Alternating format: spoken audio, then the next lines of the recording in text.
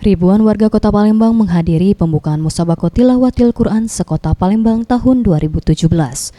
Gelaran ini dilaksanakan di pelataran Benteng Kuto Besa. Dalam pembukaan ini dihadiri langsung Wali Kota Palembang Harnojoyo, didampingi Wakil Wali Kota Fitrianti Agustinda, Kapolresta Palembang Habib Mahdi, serta jajaran pemerintah Kota Palembang. Acara ini dibuka dengan pembacaan Al-Quran yang dikumandangkan oleh 500 qori dan qori'ah sekota Palembang.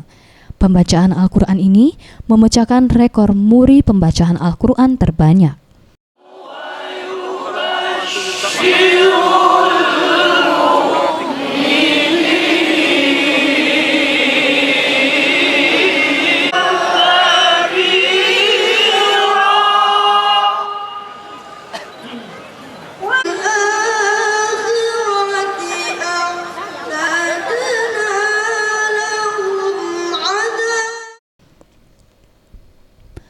Dalam acara ini pemerintah Kota Palembang juga melaunching Safari Subuh yang juga merupakan salah satu program Pemkot Palembang yang telah dimulai sejak Desember 2016. Kemudian dilanjutkan dengan tablik akbar yang dilakukan oleh 5 ustadz kondang Kota Palembang. Bismillahirrahmanirrahim. 3, 2, 1.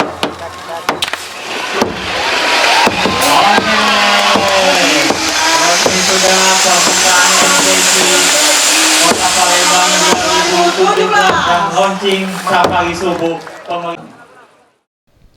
Harnojoyo, Wali Kota Palembang mengatakan, dengan adanya MTQ tingkat Kota Palembang ini diharapkan akan melahirkan kader terbaik pecinta Al-Quran baik itu dari nasional hingga internasional. Serta dengan dilaunchingnya Safari Subuh ini, dirinya mengajak warga Kota Palembang untuk meramaikan masjid-masjid melakukan sholat subuh berjamaah. Dan perlu kita ketahui kenapa acara spektakuler ini kita laksanakan pada malam ini.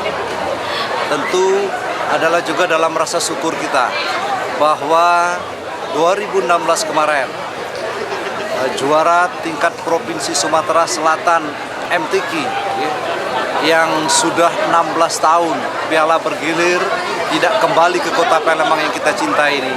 Alhamdulillah 2016 kita meraihnya kembali. Andre Purwandono selaku pihak muri mengatakan, dengan adanya pemecahan rekor baru muri ini diharapkan akan memunculkan qori dan qori'ah yang baru dan berpotensi agar bisa melangkah di kancah nasional maupun internasional.